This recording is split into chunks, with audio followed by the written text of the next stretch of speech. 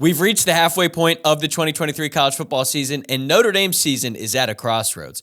Is Marcus Freeman going to be able to right the ship, starting with a win over archrival USC, or are things going to go from bad to worse for the Irish? It's coming up next.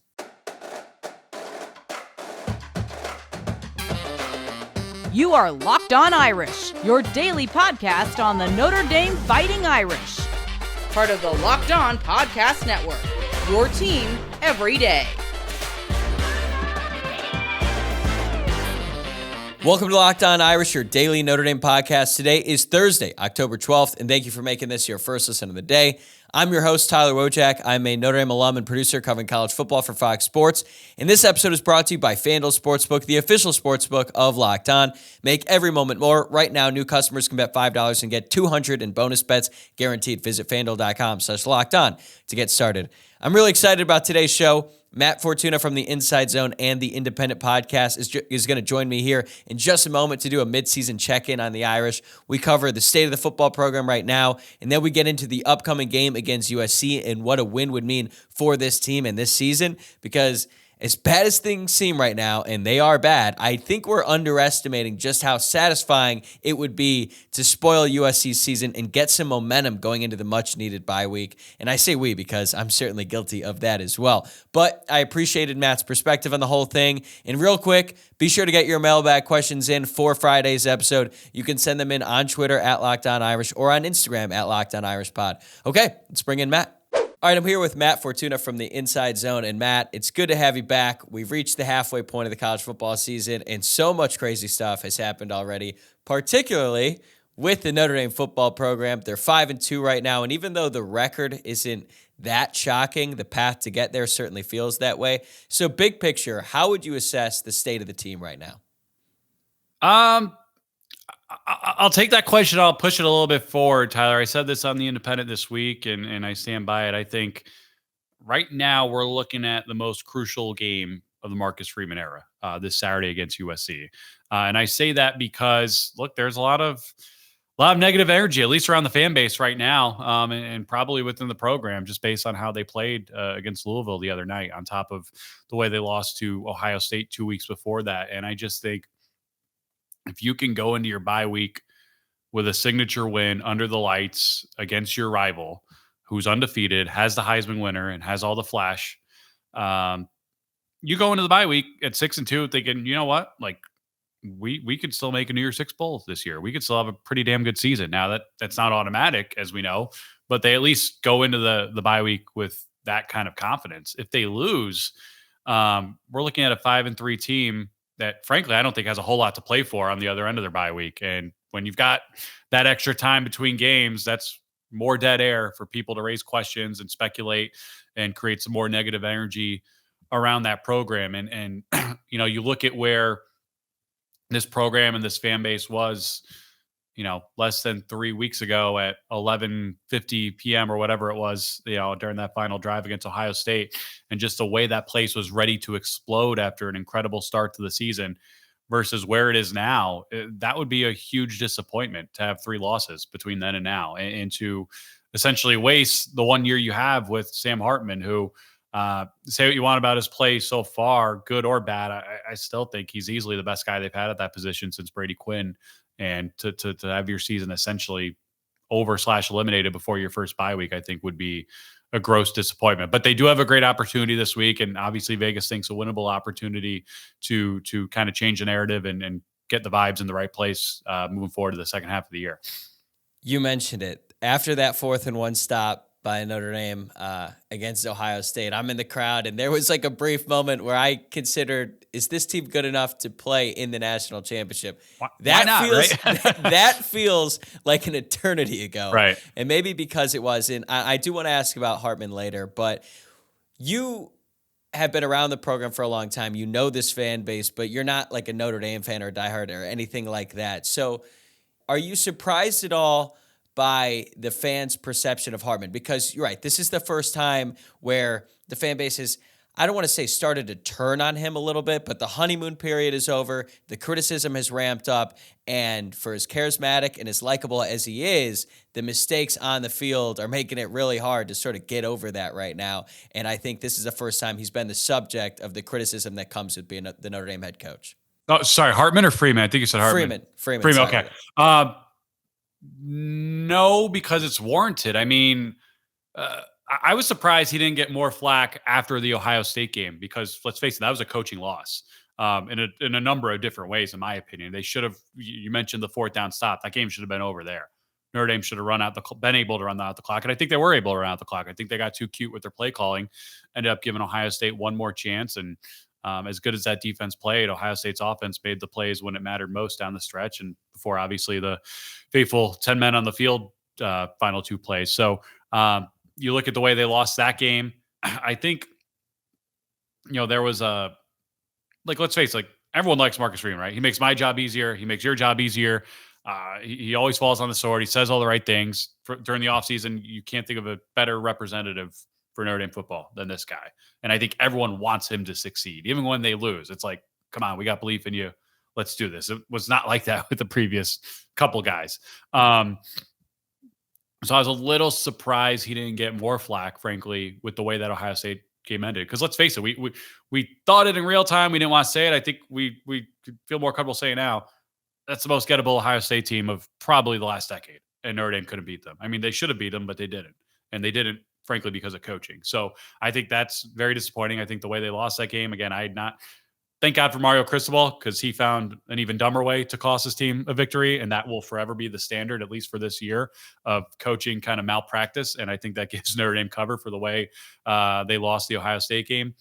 But they come out with the Duke game, and it didn't look great for a while. They pulled it out at the end, and I think there was a feeling of, all right, there's a bit of a bit of Ohio State hangover there, but they live to tell about it. And now they're going to beat Louisville, and then they'll put all their eggs in the basket with USC. Well, based on the way they played against Louisville, they still have a hangover. They still are not quite prepared for this stretch of 4 7:30 p.m. games against 4 undefeated opponents. I mean,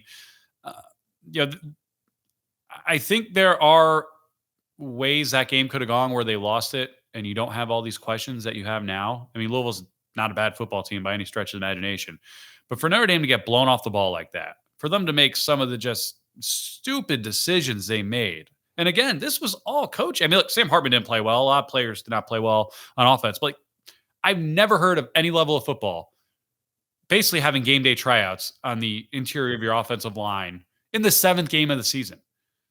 I mean, there's not one guy on that Notre Dame starting offensive line who would not start tomorrow in Louisville. Louisville's defense was nothing to be feared of, and they looked like the freaking steel curtain against that Notre Dame offense. It was, I don't know how that happens. Sam Hartman never let him play in the city of Louisville again. His teams have 13 turnovers over the last 6 quarters there. I don't know what's in the water there, but clearly it's not, and not all of them were his fault, but he did not play well by any stretch of the imagination either. And it just, I think everyone's worst fear when you promote a first-time head coach at a job as big as this is he ready for it? Are we comfortable at a blue blood like Notre Dame with allowing someone to essentially learn on the job?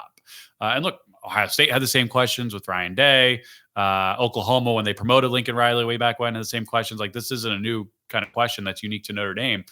But, Marcus Freeman was 35 years old when he got the job. He hired a lot of people that he was familiar with. This offseason, the coordinator search was just so bad in so many different levels. And the thinking was they went the cheap route or the friend route, however you want to frame it. They went with the safe play, which was not obviously their first, second, or probably third choice. And you see some of the decisions that were made, even, calling a timeout before 3rd and 13, before the end of the first half, that then leads to Louisville getting a field goal opportunity that they obviously missed before halftime. Just a bunch of in-game decisions that, on top of what happened in the Ohio State game, on top of their insistence that they were playing for 3 at the end of Duke, which if anyone saw the end of the USC Arizona regulation, that's example A of why you don't do that in college football. The reality of the situation is he's a 14-7 head coach who took over an 11-1 juggernaut. And while the recruiting looks good and while they look good, the first 4 and 3/4 games of the season, the reality of the situation is they looked woefully unprepared for a very beatable Louisville team in the middle of a stretch that, while tough, it's not foreign, right? I mean, this is Notre Dame football. You get used to big games. You get used to taking everyone's best shot. No one's feeling sorry for you. This is what you sign up for. I think they have a chance to rewrite the narrative again this week against USC. I don't have a good feel about that game either way, just based on some of the flaws USC has shown so far this year. But, the honeymoon period, I think, is definitely over. You brought up the offensive coordinator search, and I wanted to talk about that because obviously Notre Dame's struggles lately have mostly been on offense. The search itself was very public, and we can tell from that, like you said, Jared Parker was not his first choice, not second or third for Marcus Freeman. So some people are using that as like a cop-out for Freeman as like, this isn't the guy he wanted. And while that may be true, I still feel like as the head coach, you are partially responsible when one side of the ball is completely inept. So how much responsibility do you put on Freeman for the struggles offensively, even though we know that Jared Parker was not the offensive coordinator that he would have chosen? Yeah, I'm with you. I think it's splitting hairs, right? Like at the end of the day, whether it's Freeman's fault, Jack Swarbrick's fault, whomever, it's Notre Dame football's fault. Like, they screwed up, at least in their process. Clearly, they screwed up. We'll see whether Jared Parker can redeem himself the rest of this year and in the future as a play caller. But I think it falls on everyone. He's the head. Marcus Freeman's the head coach. The buck stops with him. He's especially as a young, now second-year head coach. He's only as powerful as I think some of the people above him empower him to be, and certainly those are learning curves that I think everyone, whatever job you're in, you learn over the course of your tenure there. But whether it was any one individual's fault, I mean, I think that almost misses the point of to what you were saying. It was a failure of process that probably led to the situation, directly into the situation that they find themselves in right now. And whether it's the coach, the athletic director, the president, whomever, this is Notre Dame football. We go into every year saying, can they compete with Georgia and Ohio State? Not, can they afford to get a Utah coordinator? You know what I mean? This is stuff that just should be pretty elementary that clearly wasn't to them. And just partially the reason why they find themselves in the position they find themselves in right now.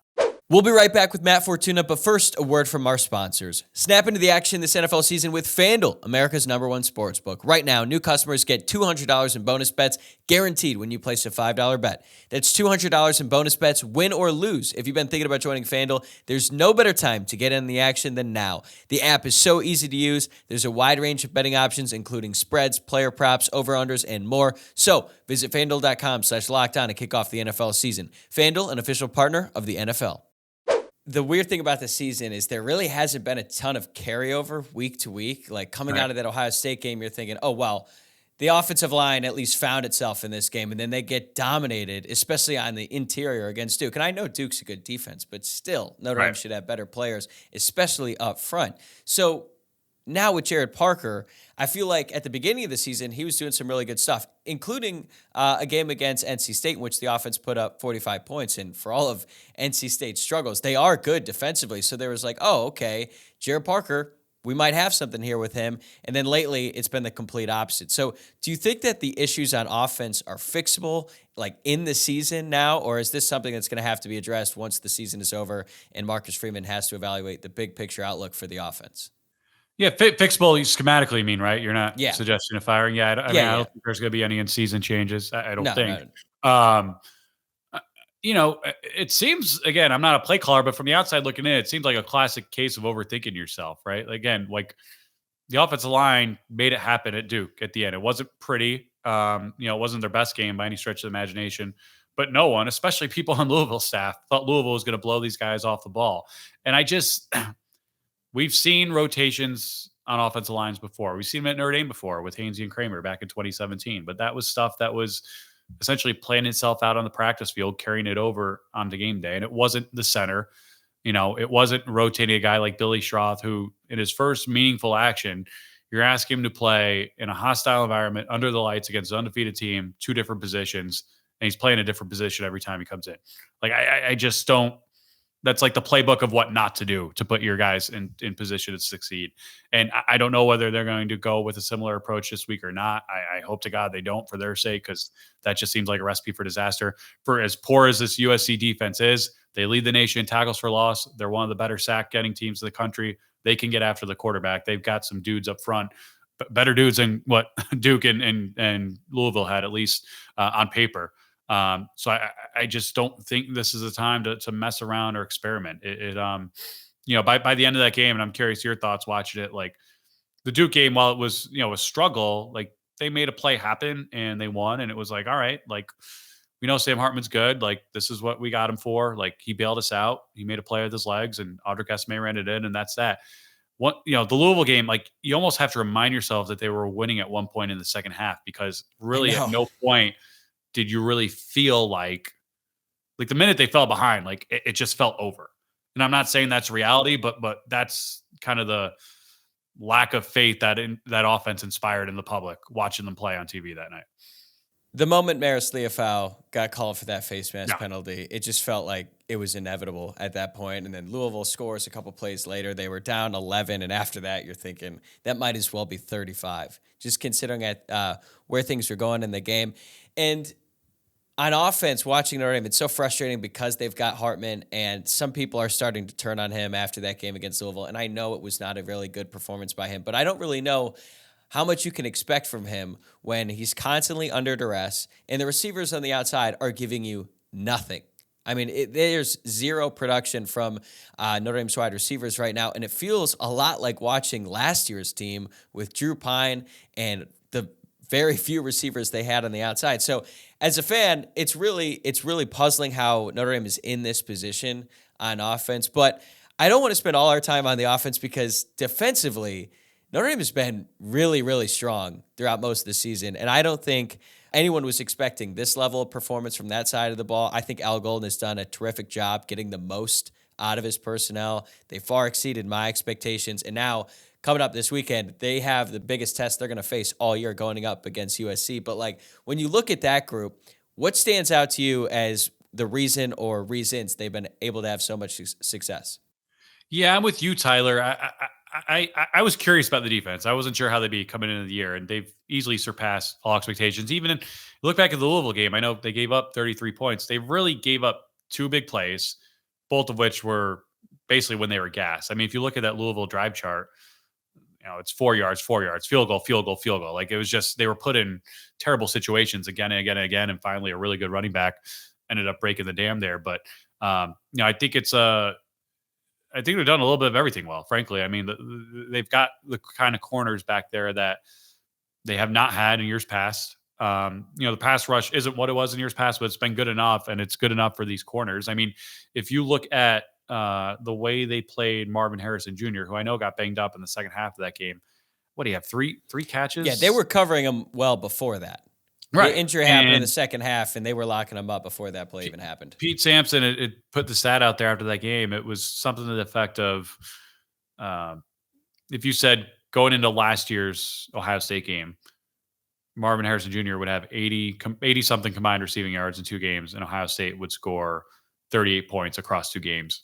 You're thinking you get at least one of those. Like, defensively, these guys did their job. They did. Again, they damn near stopped them on the final play playing 10 on 11. And it was in the one spot where the 11th guy would have been. So, like, these guys have played extremely well so far. They made life hell for Duke in that first half. Certainly, Duke turned it on in the second half. I just think, this is a defense that, I hate to say it played above its head, but I think they have so far.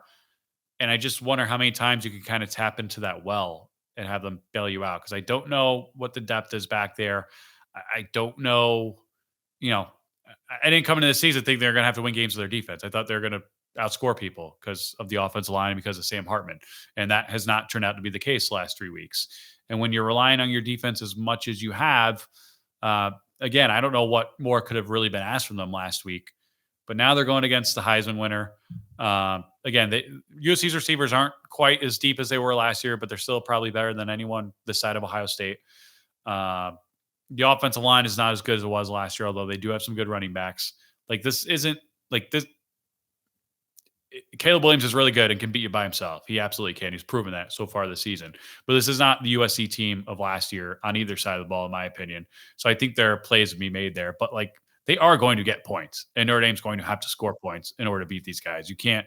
I mean, you could argue Caleb got the bad game out of his system last week, at least statistically, when they fell behind 17-0. It's going to be a challenge for these guys. I do think they're up for it, much the same way they were up for it with Clemson last year when everything was kind of stacked against them. But, you said this earlier at the top of the show, like this is a season where there's been very little rhyme or reason or carryover from week to week. And so it makes it a hell of a ride, that's for sure, but definitely makes it hard to predict what's going to happen. And you've kind of alluded to it already. Vegas doesn't seem to know what to expect from this one. They've got Notre Dame favored by 2.5. When I saw that, I literally could not believe it. And part of me thinks, okay, for as much as I and we, as in people who cover Notre Dame, as much as we hyper-analyze everything that Notre Dame does and all of their deficiencies, if we had done the same exact thing with USC, watched every game multiple times, really focusing on everything they don't do right, maybe we'll look at this game differently. So I'd like to ask you, what do you think Vegas sees happening in this game that is the reason why the line is what it is? Like, clearly they think Notre Dame is going to do something well. Defensively, they could have a great game and still give up 35 points because of how good USC is. But clearly there's an expectation that Notre Dame is going to be able to figure things out offensively. So I don't see it. Maybe you do. Help me out here. It's funny because some of the books had like future lines last week before the Louisville game, and it was Notre Dame by 2 or 3. And I remember when they were getting blown out by Louisville, I'm like, oh man, I wonder what it's going to be now, right? Like that's off the board, and it wasn't. I think it's easy to pick apart this USC team, at least if we're looking at, under the hood, so to speak. I mean, we had Antonio Morales on our show this week, the Athletics USC beat writer, and he's like, Notre Dame's going to win this game. Like he said it like pretty matter-of-factly. Did you watch the Louisville game? Yeah. No, he watched the Arizona game and a couple other USC ones this year. Where I don't think Arizona's that bad. They're not bad, but they hung around with Washington. I think the Arizona State game was more damning for USC than agree with Arizona. That. And the Colorado game where they're without Travis Hunter and I think Shiloh Sanders. Yep. It's 41-14 in the second half, and you almost lose it. Like they haven't played anyone, right? Colorado's the best team they played, I think. So they haven't been challenged really at all. I said, independent of what happened last week, this is a USC team that's going to lose at least 2 games this year. If you look at the second half of their schedule, I mean, after this one, they go to Utah. They still got to go to Oregon. They got Washington. They got UCLA. I just think the Pac-12's really freaking good this year, and USC's way too flawed to not come out of it with at least 2 losses. But it's, I get it when you look at least independent of last week, how Notre Dame has played defensively, how historically these matchups have gone, where you've got the better team on both lines of scrimmage. And again, Notre Dame did not look like that against Louisville, but I think we know at their best what they're capable of looking at. So I understand why why the Sharps have set the line the way it has, but it's definitely eye-opening when you look at the records.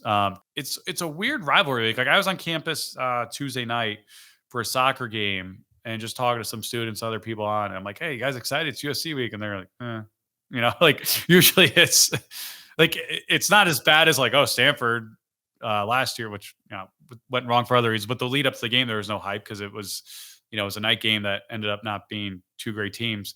This one still should be a pretty big, important game for both teams. And it just doesn't really seem that way. And by the way, USC, I mean, as much as we knock Notre Dame's schedule for playing in week 0 and going 8 straight weeks without a bye, USC played in week 0. They're in the middle of a 9-game stretch without a bye. And the only bye they're getting is if they make the Pac-12 title game, because their second bye is scheduled for the last week of the regular season. So, and when you look at their lineup of opponents, it's brutal. So I think this is USC team that's kind of begging to be got.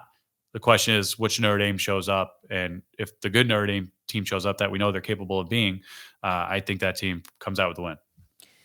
What gives me hope for Notre Dame's offense, at least as it pertains to USC, is that USC gave up 193 rushing yards to Colorado, and they are who was averaging 55 entering that game, and who was down 27 points in the second half of that game. They cannot run the ball on literally any other team that they played this season. So With that in mind, you would think that a team with Audric Estime and Jeremiah Love and the stable of backs that they've got, that they would be able to run the ball. We will see on Saturday.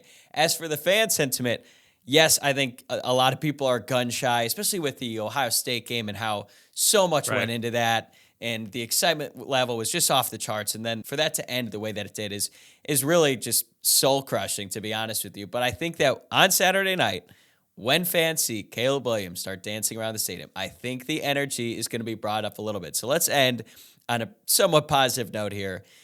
Even if USC is gettable, if Notre Dame is able to win this game over their arch rival, over Lincoln Riley, over the reigning Heisman Trophy winner, how much would that win change your perception of this team and this season and the possibilities there as they head into the bye week?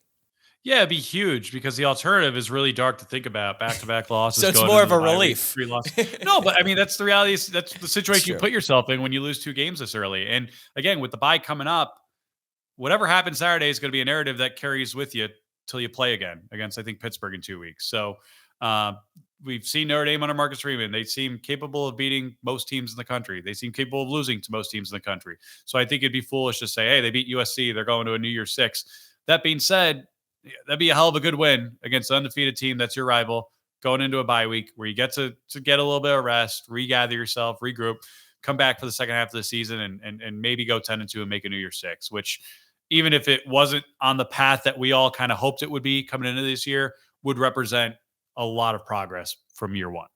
I agree. And we'll end it there. If you're not already subscribed to the Inside Zone, I encourage you to do so ASAP because Matt's coverage has been terrific all season long. Plus, you can listen to him on The Independent with another friend of the program, Pete Sampson. Matt, thank you so much for the time, man. I really appreciate it. And best of luck the rest of the season. And enjoy the game on Saturday. And hopefully you stay dry. I'll try. Enjoy it out in LA. Avoid all those USC fans, and I'll see you down the road, buddy. Thanks for having me. Hey, I'm just hoping I could show my face in public after Saturday. Good luck. These days, every new potential hire can feel like a high-stakes wager for your small business. You want to be 100% certain that you have access to the best qualified candidates available. That's why you have to check out LinkedIn Jobs. LinkedIn Jobs helps find the right people for your team faster and for free. I used LinkedIn Jobs a couple years ago, and they made it easy to contact the hiring manager, learn more about a role, and eventually, I got the job. LinkedIn also makes it incredibly easy to create a free job post on LinkedIn Jobs. All you have to do is add your job and the purple hashtag hiring frame to your LinkedIn profile to spread the word that you're hiring. Simple tools like screening questions make it easy to focus on candidates with just the right skills and experience so you can quickly prioritize who you'd like to interview and hire. We all know hiring people can be time-consuming, but adding the right team member can be invaluable to your business, and LinkedIn Jobs makes it easier than ever. It's why small businesses rate LinkedIn Jobs #1 in delivering quality hires versus leading competitors. LinkedIn Jobs helps you find the qualified candidates you want to talk to faster. Post your job for free at linkedin.com/lockedoncollege. That's linkedin.com/lockedoncollege to post your job for free. Terms and conditions apply. All right, that's going to do it for this episode. Thanks again for making Locked On Irish your first listen of the day. Tomorrow's Friday, which means it's time for another mailbag. Be sure to get your questions in. You can send them on Twitter at Locked On Irish or slide in the Instagram DMs at Locked On Irish Pod. And don't forget, please subscribe on YouTube or wherever you get your podcasts. Same time, same place tomorrow. See you then.